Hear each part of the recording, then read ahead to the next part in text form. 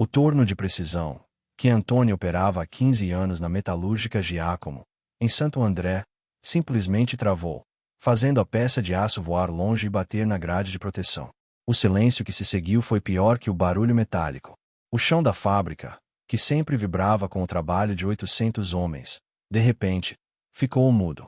Antônio olhou para suas mãos sujas de graxa, e quando levantou o olhar, o supervisor e 2 homens de terno cinza que ele nunca tinha visto antes, já estavam caminhando em sua direção. O pânico gelou sua espinha. Ele nem ouviu a palavra sabotagem ser dita. Ele só sentiu as mãos sendo puxadas para trás, o cheiro de suor e medo, e o flash dos olhos assustados de seus colegas de trabalho, que não ousavam mover um músculo.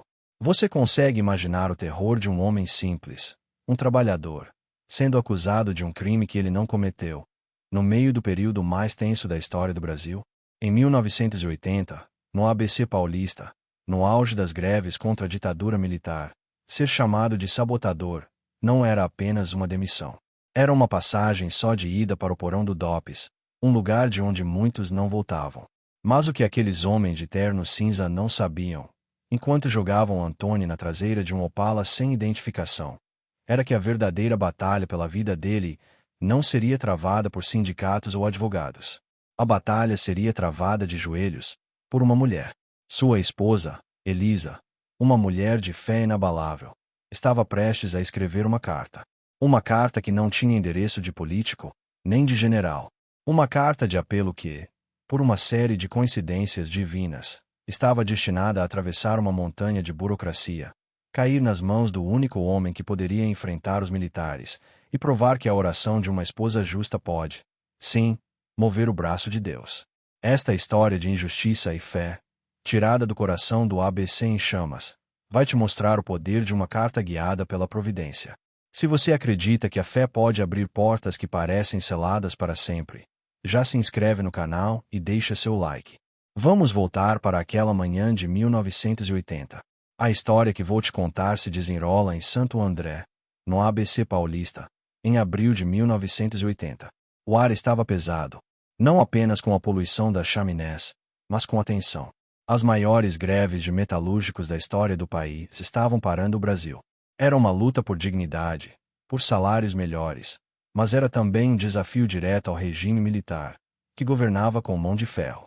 Neste cenário de gigantes, vivia um homem pequeno, Antônio. Antônio, aos 38 anos, era pardo, de mãos grossas e sorriso fácil. Ele era torneiro mecânico, um peão da metalúrgica Giacomo. Ele não era um líder sindical. Ele não era um subversivo, como os jornais do governo gostavam de gritar. Antônio era apenas um pai de família. Ele morava numa casinha simples, de muro sem reboco, na Vila Sacadura Cabral, com sua esposa, Elisa, e seus 2 filhos, Carlinhos e Tati. Antônio era um homem dividido. Seu coração estava com a greve. Ele queria uma vida melhor para seus filhos. Mas sua mente estava com o medo. Ele tinha contas a pagar. E ele via os tanques do exército nas ruas. Ele via os helicópteros sobrevoando os estádios onde as assembleias aconteciam. Elisa, sua esposa, era o centro daquela casa. Uma mulher de 35 anos, morena, de olhos calmos e uma fé que parecia esculpida em rocha. Enquanto o ABC pegava fogo com política, Elisa estava de joelhos na igreja matriz de Santo André. Ela não pedia o fim da ditadura. Ela pedia proteção. Meu Deus! Ela rezava, acendendo sua vela para Nossa Senhora. Passa na frente. Cobre meu Antônio com teu manto. Que o mal dos homens não toque nele. A greve durou semanas. A tensão na fábrica Giacomo era insuportável. Seu Giacomo, o dono, um imigrante italiano que construíra seu império do zero, via a greve como uma traição pessoal. Ele andava pelo chão de fábrica xingando os ingratos, os comunistas. E ele estava sendo pressionado pelos militares para dar um exemplo. O sindicato, sobrecarregado, pediu que algumas fábricas, como a de Giacomo, mantivessem os serviços essenciais funcionando. Antônio, por ser um dos operadores mais antigos e não ter um histórico de militância, foi um dos escolhidos pela empresa para furar a greve. Foi a pior decisão de sua vida. Ele foi xingado pelos colegas na porta da fábrica. Traíra. Pelego. E lá dentro, ele era vigiado pelo supervisor como um prisioneiro. Eu não quero fazer isso, Elisa. Ele disse em casa, na noite anterior, a voz embargada. Eu pareço um ladrão, entrando escondido na minha própria fábrica. Você não é ladrão, Antônio. Elisa disse, segurando o rosto dele. Você é um pai de família. Você está fazendo o que tem que fazer. O muro está abaixo dos dois lados. Mas Deus está no controle. Vá em paz. Eu vou estar rezando por você. Naquela manhã de terça-feira, o clima na fábrica estava elétrico. Eram apenas 30 homens, fazendo o trabalho de 800.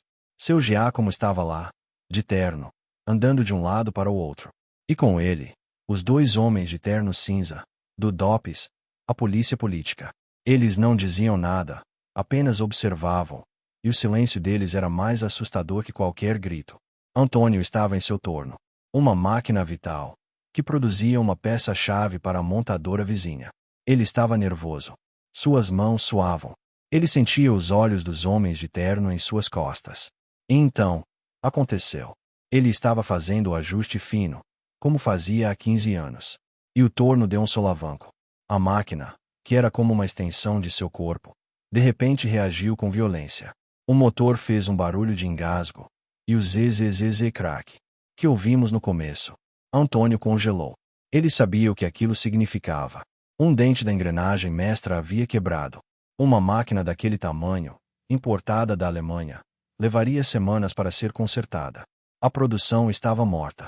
Antes que Antônio pudesse sequer pensar, seu Giacomo estava em cima dele, o rosto vermelho de fúria. Seu desgraçado. Comunista. Você fez isso de propósito. Não, seu Giacomo. Pelo amor de Deus. Antônio levantou as mãos sujas. Foi a máquina. Ela só quebrou. Foi o cansaço do material. Cansaço é o que vocês estão me dando, gritou o dono. Ele se virou para os homens do DOPS. É esse. É um sabotador. Eu disse que tinha infiltrado aqui. Peguem ele. Foi tudo rápido demais. Antônio, o senhor está preso por crime contra a segurança nacional, disse um dos homens, a voz monótona. Antônio olhou em volta, procurando ajuda. O supervisor desviou o olhar. Os outros colegas congelaram em suas máquinas. Elisa. Foi a única palavra que ele conseguiu dizer antes de ser arrastado para fora da fábrica, sob o sol forte da manhã, e jogado na traseira de um Opala escuro. Ele desapareceu. A notícia chegou para Elisa como um soco no estômago, entregue pelo irmão mais novo, que trabalhava na expedição. Elisa. Levaram o Antônio. O DOPS. O chão de Elisa sumiu. DOPS. 1980 greve. Sabotagem. Essas palavras juntas significavam tortura. Significavam desaparecimento. Ela passou as primeiras 48 horas num inferno de desinformação. Ela foi até a delegacia do bairro. Aqui não consta nada, senhora. Tenta no DOPS, em São Paulo. Ela foi ao DOPS, na capital, um prédio cinzento que fedia a medo. O funcionário da recepção nem olhou para ela. Antônio de quê? Silva. Ah, minha senhora, tem uns 20 Antônio Silva lá dentro. Mas para a senhora, não tem nenhum. Circulando. Ela foi ao sindicato. A fila de mulheres como ela dava a volta no quarteirão. Mulheres chorando, procurando maridos, filhos, irmãos. O advogado do sindicato, um rapaz de barba, exausto, foi honesto. Dona Elisa, seu caso é o pior. Os outros foram presos por agitação. O seu marido foi preso por sabotagem. Ele caiu na Lei de Segurança Nacional. É caso de terrorismo. Eu não posso fazer nada por ele agora. Temos que esperar. Esperar? Elisa não podia esperar. Cada minuto que passava, ela imaginava o que estariam fazendo com seu Antônio. Ela voltou para casa. Os filhos estavam assustados. Cadê o pai, mãe? O pai foi viajar a trabalho. Ela mentia, enquanto sua alma se partia. Na terceira noite, Elisa não tinha mais lágrimas. Ela estava no quarto, olhando para o crucifixo que ficava acima da cama. A raiva começou a subir. Uma raiva santa. Eles não podem fazer isso. Eles não podem levar um homem bom e dizer que ele é um terrorista. Eles não podem. Ela se ajoelhou. Mas a oração dela não foi de súplica. Foi de clareza. Senhor, me mostra o caminho. O advogado não pode. O sindicato não pode. A polícia é o inimigo. Quem? Quem está acima deles? E na escuridão do quarto, uma luz se acendeu em sua mente. Ela lembrou de um nome que ouvirá no rádio, na missa. Um nome que os militares odiavam, mas que respeitavam. O bispo, Dom Mauro, o líder da diocese, um homem conhecido por esconder perseguidos políticos, por usar a igreja matriz para proteger os grevistas da cavalaria da polícia. Elisa não era uma ativista. Ela mal entendia de política. Mas ela entendia de fé. E ela decidiu apelar para o chefe da fé dela na terra. Ela se levantou. Pegou um pedaço de papel de carta, do caderno dos filhos. Pegou a única caneta Bic que funcionava. E, na mesa da cozinha, às 3 da manhã, ela começou a escrever. Ela não escreveu como uma advogada, citando leis. Ela não escreveu como uma militante, citando a greve. Ela escreveu como uma esposa. Dom Mauro, meu bispo, o senhor não me conhece. Meu nome é Elisa. E meu marido, Antônio, foi levado. Levaram ele do trabalho, acusando de quebrar uma máquina. Senhor bispo, meu Antônio não sabe quebrar nem um copo de propósito. Ele é um homem que chora em comercial de Dia das Mães. Ele é um homem que estava trabalhando porque mandaram, para botar comida na mesa dos meus filhos, Tati e Carlinhos. Eu não sei onde ele está. Eu tenho medo do que estão fazendo com ele. Dizem que o senhor é o pastor dessas ovelhas do ABC. Pois eu sou uma ovelha perdida, e meu carneiro foi levado pelo lobo. Em nome de Jesus Cristo, pelo amor que o senhor tem por Deus, acha o meu Antônio para mim. Eu não tenho mais ninguém a quem pedir. Ela dobrou a carta simples, colocou num envelope de conta de luz, e escreveu: ao bispo Dom Mauro. Urgente. Na manhã seguinte, ela pegou um ônibus até a Cúria Diocesana, o centro administrativo da igreja, em Santo André. Ela entrou, segurando a carta com a mão suada. O lugar era imponente, silencioso. Uma secretária, uma senhora de coque e óculos, a atendeu. Pois não. Eu preciso entregar isso para o Dom Mauro. É urgente. A secretária suspirou. A vida dela era uma montanha de pedidos urgentes.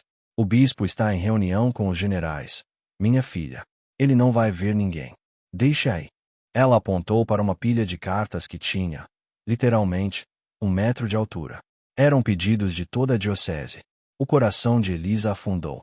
A carta dela seria só mais uma. Ela ia ser engolida pelo sistema, de novo. Mas Deixe aí, por favor.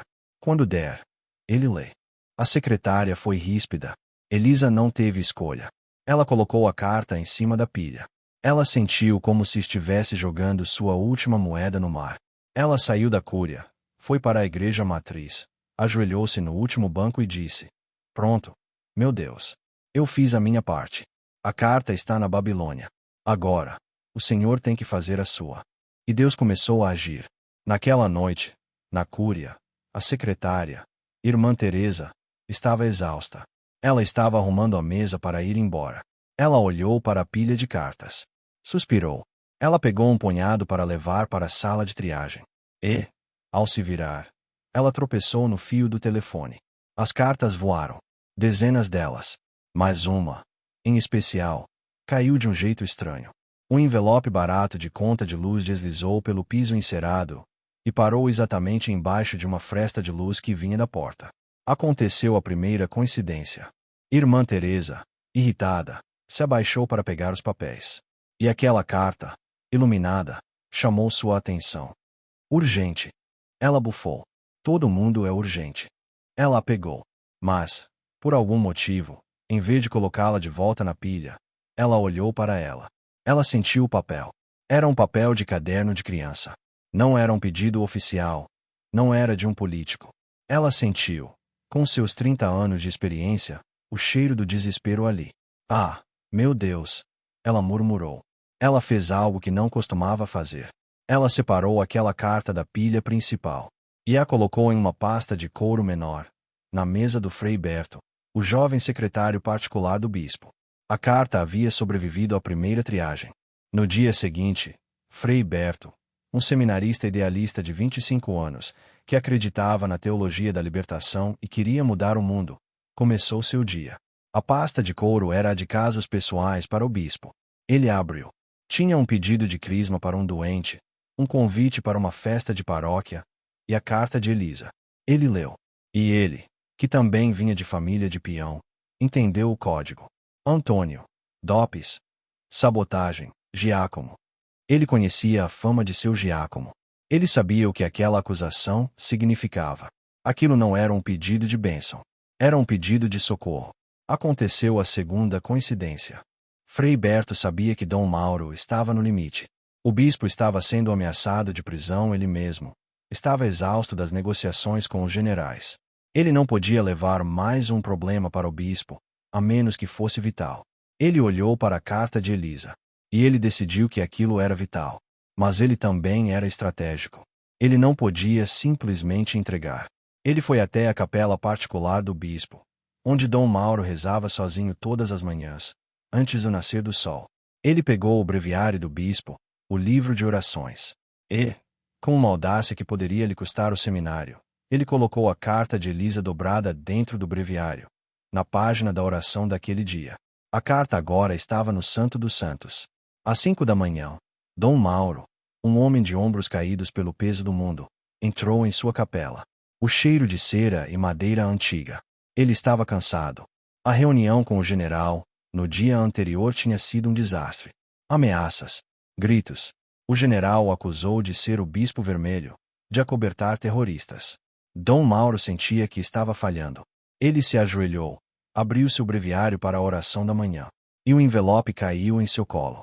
Ele franziu o senho, irritado com a quebra de protocolo. Berto. Ele murmurou. Ele abriu a carta, pronto para repreender o seminarista. E ele começou a ler. Dom Mauro, meu bispo, o senhor não me conhece. Meu nome é Elisa. Quando ele terminou de ler, o sol começava a nascer, tingindo o vitral da capela de vermelho e dourado. Dom Mauro não estava mais cansado. Ele estava furioso. Ele não se levantou para terminar a missa. Ele foi direto para seu escritório. Os generais o chamavam de Bispo Vermelho. Eles o acusavam de acobertar terroristas. E agora, eles estavam prendendo um torneiro mecânico que chorava em comercial de Dia das Mães, acusando-o de sabotagem para agradar um dono de fábrica. Eles tinham ido longe demais. Eles não tinham mexido com o líder sindical. Eles tinham mexido com a ovelha de Elisa. E Elisa era a ovelha dele. Dom Mauro não ligou para o advogado. Ele não ligou para o Dopes. Ele pegou o telefone vermelho, a linha direta que ele tinha com o comandante militar do Sudeste, o general mais poderoso do Brasil depois do presidente. O telefone tocou 3 vezes. A voz sonolenta e irritada do general atendeu. Alô? General. A voz do bispo era calma, mas tinha o peso do aço. Bom dia. É o Mauro. Desculpe ligar tão cedo, mas eu preciso de um favor. Eu tenho aqui na minha frente um caso, um trabalhador da metalúrgica Giacomo. Antônio Silva. Pardo. 38 anos, pai de 2. Parece que ele foi detido por engano, por uma acusação de sabotagem. Houve um silêncio do outro lado. Bispo, disse o general, a voz agora alerta. O senhor sabe que estamos em estado de alerta. Sabotagem é um assunto sério. Não posso interferir. Eu entendo, general, Dom Mauro cortou. E é por isso que estou ligando. Eu estou tentando, como o senhor sabe, acalmar os ânimos. Estou tentando convencer os padres mais jovens a não colocarem fogo nas ruas. Estou tentando manter a paz.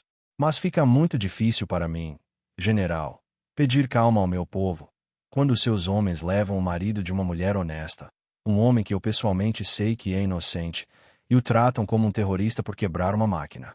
O bispo tinha jogado a isca. Eu pessoalmente sei que é inocente. Era uma mentira. Ele nunca tinha ouvido falar de Antônio. Mas ele estava colocando seu próprio prestígio, sua palavra de bispo, na linha. O general entendeu o recado. O bispo estava cobrando um preço. Eu vou verificar, disse o general, seco. Eu agradeceria, general, porque eu tenho uma missa daqui a 2 horas. E o povo está com os ouvidos muito atentos ao que eu vou dizer no sermão. E eu, sinceramente, prefiro falar sobre a Páscoa do que sobre a Inquisição. Tenha um bom dia. Dom Mauro desligou o telefone. A montanha havia sido movida. 3 dias se passaram. Para Elisa, foram uma tortura. A carta tinha sido entregue. Tinha funcionado. Ela não sabia. Ela apenas orava. Na sexta-feira à noite, ela estava na cozinha, tentando fazer um mingau de fubá para as crianças. Ela ouviu uma batida na porta. Fraca. Ela abriu. Era Antônio. Ele estava em pé, na soleira. Estava mais magro. Tinha barba por fazer. Havia um hematoma roxo em seu rosto, e um olhar em seus olhos que ela nunca tinha visto, um olhar de quem viu o inferno. Elisa não gritou. Ela apenas soltou a colher de pau, que caiu com um baque surdo. Antônio. Ela sussurrou. Elisa. Ele disse, e sua voz quebrou. Ele caiu nos braços dela, e o homem forte, o torneiro mecânico, chorou como um bebê. Eles me soltaram, Elisa. Eles me jogaram num carro. Não disseram nada, só mandaram eu sumir e ficar de boca fechada. Eles entraram. As crianças gritaram de alegria. Pai. Depois que as crianças dormiram, Antônio e Elisa ficaram sentados na cozinha, no escuro, apenas com a luz da lua entrando pela janela. O que aconteceu, Antônio? O que eles fizeram com você? Eu não sei. Eu não sei o que aconteceu lá dentro. Mas eu sei o que aconteceu lá fora. Ele disse. Ele contou sobre o bispo. Um carcereiro, bêbado, tinha deixado escapar. Parece que o bispo vermelho ligou pro general. Você acredita numa coisa dessa? Elisa. O bispo. Por mim? Por quê? Elisa levantou-se. Ela foi até a gaveta do armário da cozinha e pegou o caderno de escola do filho. Ela arrancou uma folha. E pegou a caneta Bic. Antônio. Ela disse, com um sorriso calmo, enquanto as lágrimas escorriam pelo seu rosto. Deixa eu te contar uma história sobre uma carta. Antônio nunca mais voltou para a fábrica Giacomo. Ele foi demitido, claro. Mas ele estava vivo. A história de Dona Elisa e a carta para o bispo se tornou uma lenda na Vila Sacadura Cabral. Um testemunho silencioso de que, mesmo no tempo mais escuro, quando a justiça dos homens falha e o sistema parece invencível, o joelho dobrado de uma mulher de fé ainda é a arma mais poderosa que existe. A carta dela, escrita na cozinha, foi parar na mesa do general. A fé dela, simples e direta, moveu uma cadeia de eventos improvável. Uma secretária que tropeça, um seminarista que reconhece um bairro, e um bispo que vê a verdade não nos fatos, mas na alma de uma esposa. E você? Qual é a carta que você precisa escrever hoje? Para quem você precisa apelar? Às vezes, a montanha à nossa frente não é para ser escalada. É para ser movida pela fé. E essa fé, às vezes, cabe perfeitamente em um envelope de conta de luz. Se essa história tocou sua alma e te fez lembrar do poder da oração, deixe seu like no vídeo. Se inscreva no canal para que mais histórias como essa, de fé e providência, cheguem até você. E compartilhe essa mensagem com alguém que está enfrentando uma injustiça. Lembre a ela. Escreva a carta. Deus sabe quem precisa ler. Fiquem na paz.